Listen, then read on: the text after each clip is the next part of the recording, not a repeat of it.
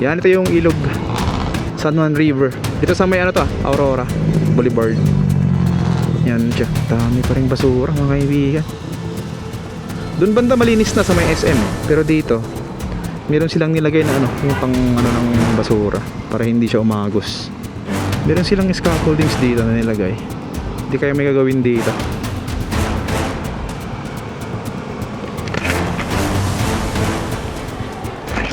Ayan o. Pero sa baba niya, daming basura, guys. Meron bang nag-maintain dito? Oh, daming basura. Punong-puno. Ah, ito yung gitna niya. Lalagyan ng drainage mga kaibigan. Yung parang dun sa ano, parang dun sa Araneta Avenue. Mamaya, tingnan natin yung mga ano dun, ginawang drainage. Meron siyang dalawang nakabaon. Ayan. Ganito yung kapal niya mga kaibigan. Oh, kapal yan.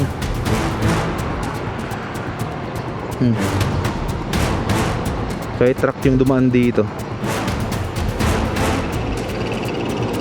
Ayan. Lalim din yan. Yan, tubig niya sa ilalim. Ito yung kukonekta doon sa kabila, doon sa may E. Rodriguez, yung nadaanan natin. Yan. Parang ito yung parte na ano eh, hindi pa tapos. Kasi dito banda, mayroon ng mga ano eh. Yan, tapos natin. Tapos dito, may mga ano to, sheet piles oh, ang dami. Dami oh, mga sheet piles.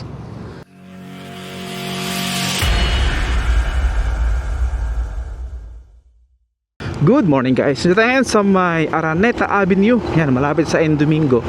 At ang ngayong araw ay pasadahan natin itong Araneta Avenue hanggang dun sa may lagpas ng Quezon Avenue.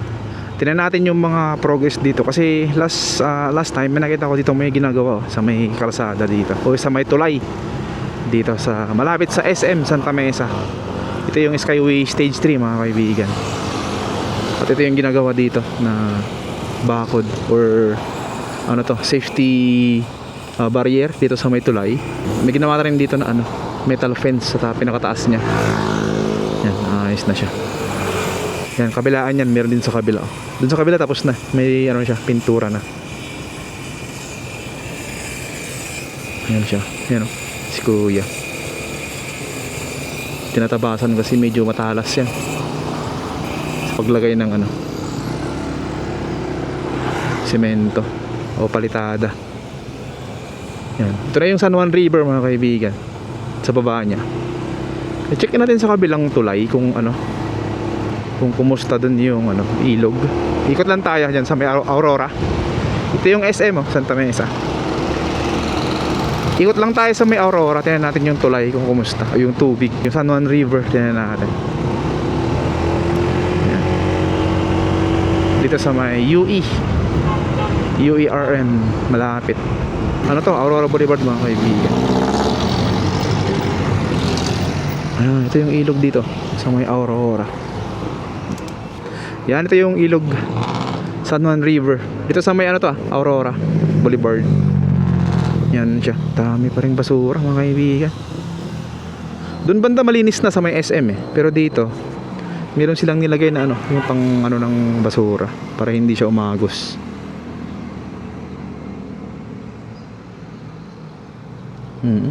Matikas na rin tong iba dito. Dami. Ang daming basura. Yun, makatapos lang ng simana mga kaibigan. Ikot tayo dun sa kabila. Tingnan natin dun. Siguro tinatanggal din yan kasi meron silang nilagay na ano, pangharang. Pangharang sa may pinakabasura mismo. Ayan. Ikutan tayo sa unahan. San Juan pa rin dito mga kaibigan. San Juan area. Tapos mayroong ano dito. Ano may gagawin dito? Ayan natin. Naglalagay sila ng ano, scaffoldings.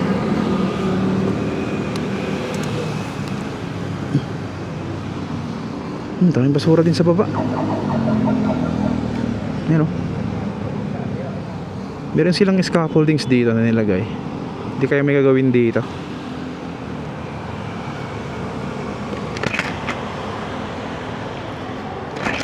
Ayan o.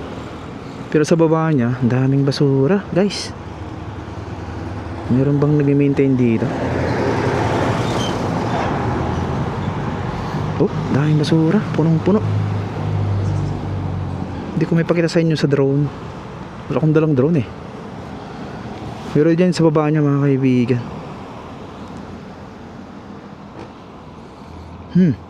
Parang mahaba tong ano dito. Malapad tong ano, itong pinakabasura dyan na ano, nakatambak o naipon dito. Yan oh, hanggang doon yung sa gilid oh. Pero may umaagos siya dito. May umaagos na portion niya. Yan oh, umaagos ah. Pero dito steady na to. Ito yung bandang parting ano kanina, doon sa kabila. Hinaharangan doon. Okay. So yun. Ito yung status dito o kalagayan ng ilog. Sana mapanood to ng mga kinaukulan para ma-actionan. Alright, so proceed tayo dun sa may ano, Araneta Avenue. Let's go. Ayan, kakatapos lang po ng Holy Week mga kaibigan. Dito tayo sa may bandang Araneta. Ayan, tignan natin yung ano dito, mga progress. May mga rehabilitation na ginagawa dito eh. Like doon sa may bandang ano, pagitan ng E. Rodriguez saka Quezon Avenue. Meron doon ginawang ano, yung sa may pinaka-drainage niya. Parang nilagyan ng malalim na drainage. At mahaba. So sana maapunan yung ano doon. Kasi doon banda yung ano eh. Talagang ano, area ng may baha pag ano, malakas yung ulan, kaya may bagyo. Sana mabawasan na yung pagbaha doon o talagang wala na talaga. So malalaman natin yan pag ano, pagka umulan ng malakas, tsaka siguro may bagyo. Para makita doon kung talagang effective yung ginawa nilang ano, drainage. Mamaya madaan natin. Diretso lang tayo dito sa ano, Araneta Avenue. Tignan natin yung mga kaganapan dito. Ayan, dito sa may bandang E. Rodriguez tignan natin. Merong ano dito eh. Merong ginawang rehabilitation din. Tignan natin ah. Bago tayo mag-proceed doon sa may parte ng ginawang mga drainage. Karan tayo dito. May mga ginagawang ano dito. Yan oh. Rehabilitation ng ano to eh, sa may Center Island. Hindi ko lang alam kung drainage yung nalalagay dito. Oo nga, drainage nga. Yan o. Sinarado na tong kabilang lane. Drainage mga kaibigan. Yan o. Hanggang dito sa may tulay. Yan.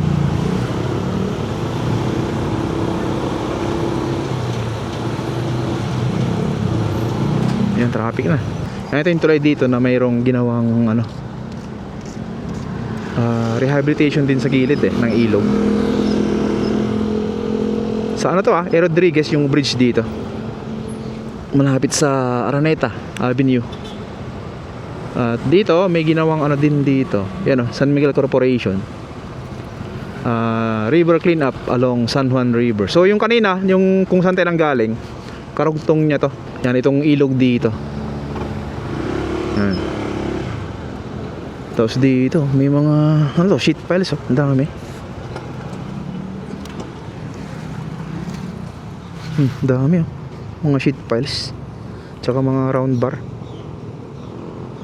Mga bakal. Dami. So yung sheet piles pala, yung sa mga hindi pa nakakaalam, ginagamit yan sa ano, binabaon nila sa mga gilid para hindi siya ano, yung lupa kasi dyan minsan sa mga gilid ng ilog malambot, kaya kailangan baonan mo muna ng ganyan no, ng sheet piles para ano, hindi siya gumuho o ano, mag landslide. Ayan siya. Ginagawa rin yan gilid dyan, sa gilid ng ano, San Juan River dyan oh, ginagawa rin yan yung gilid niya hanggang doon yan sa may unahan, sa may last time nadaan natin yan eh, nag-vlog tayo dyan hanggang doon sa may natapos, pero hindi yan kompleto hanggang sa may ano eh, Aurora. Meron siyang parang ano dyan, esplanade. Yan siya mga kaibigan. So ganito yung ano dito, sitwasyon. Alright, dun tayo sa kabilang ano, ilog, ay kabilang parte niya nitong tulay, tinan natin. Dito tayo sa may kabilang ano, parte ng tulay. Dahil nang ano dito, nagbibenta.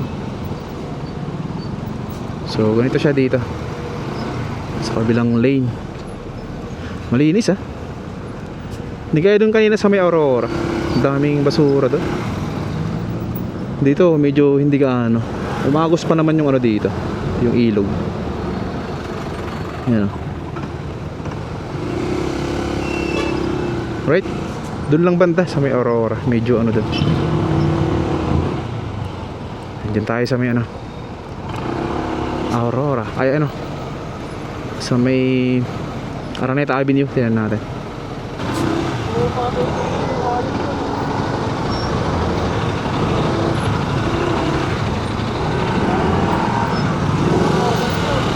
Ito yung gitna niya.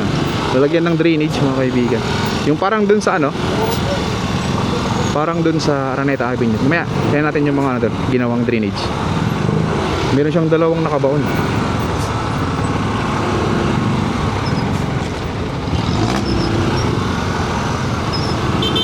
Sarado yung kabilang lane kasi mga kaibigan. Kaya dito, naglagay muna ng temporary.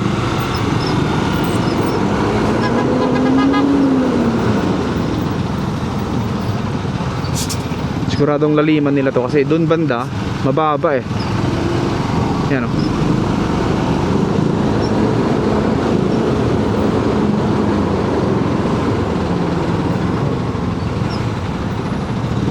Ito yung gagamitin ano, pinaka ano niya, invernal niya o drainage.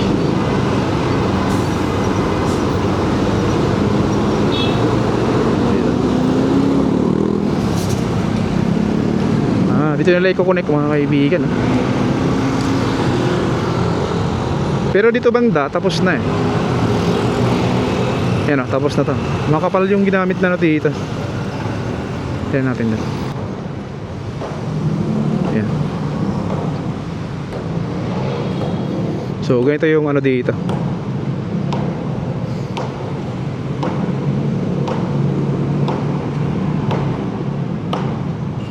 Talagang anuhin nila to eh. Ayan. Malalim dapat to.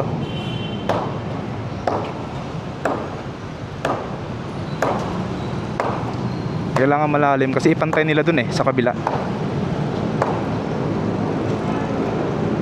Ayan siya. Alright, so yun. Ito yung kukonekta doon sa kabila, doon sa may E. Rodriguez, yung nadaanan natin. Yan. Parang ito yung parte na ano eh, hindi pa tapos. Kasi dito banda, mayroon ng mga ano eh. Yan, tapos na to eh.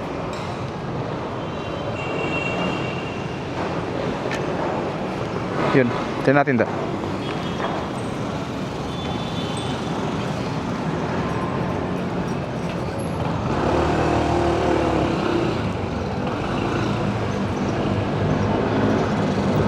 Yan o, ito, tapos na to. Ito yung ginamit na bakal niya. Kakapal. Makapal tong bakal na ginamit dito ah. Parang nasa 4 inches 4 to 5 inches yung pababa niya. Tapos 1 inch yung ano niya, yung kapal niya. Yung lapad niya ano, malapad to, yan o. Kaya matigas to. Yung ilalim niya, yan o. Yan yung tubo na ginamit doon, makapal eh. Ay ano, malaki. Tapos mayroon siyang parang imbakan sa loob. So sana mapunan dito yung baha. Kasi ito yung mataas na ano, pag bumabaha dito, aabot to ng parang ano, 5 feet yata to o 6 feet. Meron silang nilagay sa gilid eh. Mamaya daan natin. Yan o, ito yung tapos oh. Diba? Hopefully maano to, okay yung ginawa dito. Matesting to pag umulan ng malakas. Kaya meron silang ano dito sa may pader. Ayan, hanggang 7 feet. So ibig sabihin umabot pala to ng 7 feet yung ano yun. Ayan o, DBRRM. Ayan. Pag lumampas na ng 7 feet, sobrang taas na yan, sobrang tao na.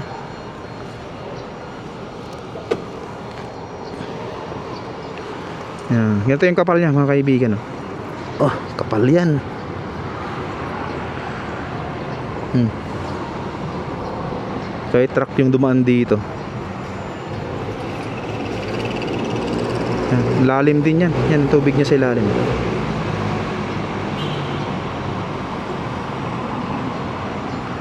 Alright, sana okay to mga kaibigan.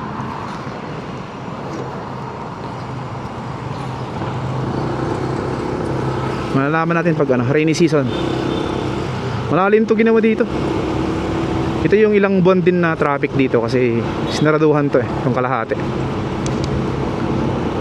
Yan, hanggang dun yan sa may ano to, sa may Quezon Avenue. Yan o. Okay yung ginawa dito. Sana hindi ito tinipid. Alam mo na. Daan lang tayo dito sa mga drainage niya, pinaka manhole niya. Ayan. Parang hanggang dito na lang to eh. Ayan. Malapit sa may exit ng dito. Ito yung last. Dito wala na. Okay. Medyo mataas na kasi dito banda. Ayan.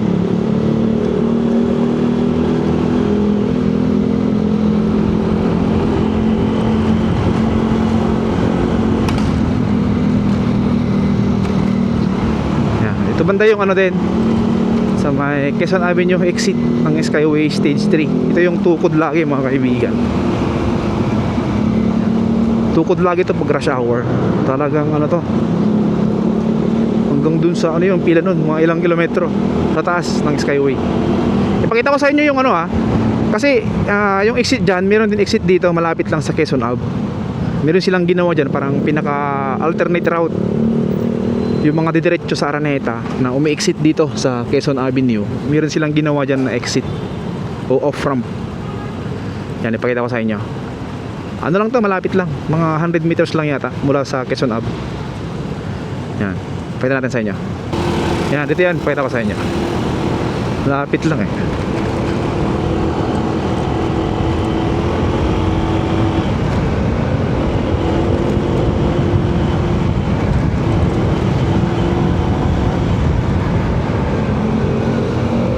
Yan, ito na yung exit nyo. Yan, ito yung ano dito, ito. Itong poste sa gilid. Tapos bumaba na dun mga ano lang to eh. Mga siguro sakto, mga 100 meters. Ayan. At nandito rin yung pinaka toll gate nya. Ayan, dito sa bandang kanan.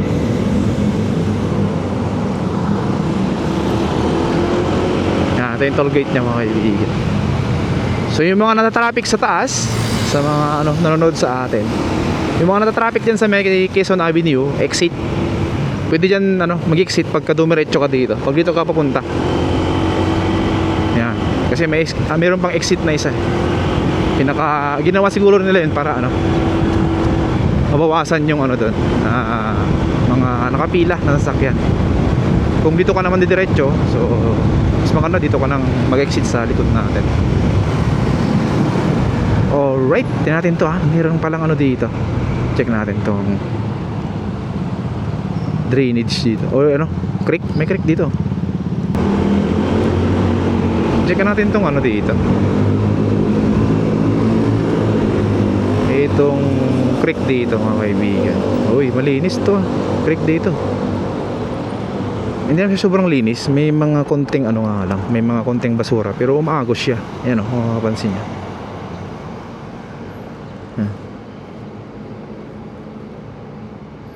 Umaagos siya, hindi siya ano barado. Siguro ano to, may mga naglilinis hanggang dun yun sa may kabila. Alright, so ayos naman dito, umaagos yung creek.